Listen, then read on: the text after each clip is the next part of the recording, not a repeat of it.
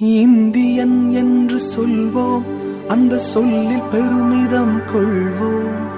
தீங்கற்ற தேசம் படைக்க நம் கைகளை இணைத்துக் கொள்வோம்.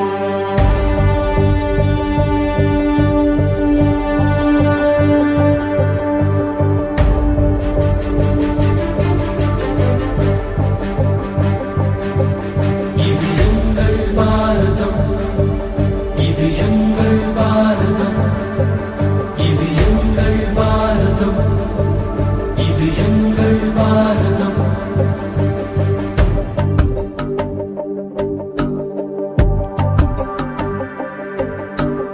இந்தியன் என்று சொல்வோம், அந்த சொல்லில் பெருமிதம் கொள்வோம். தீங்கற்ற தேசம் படைக்க நம் கைகளை இணைத்துக் கொள்வோம்.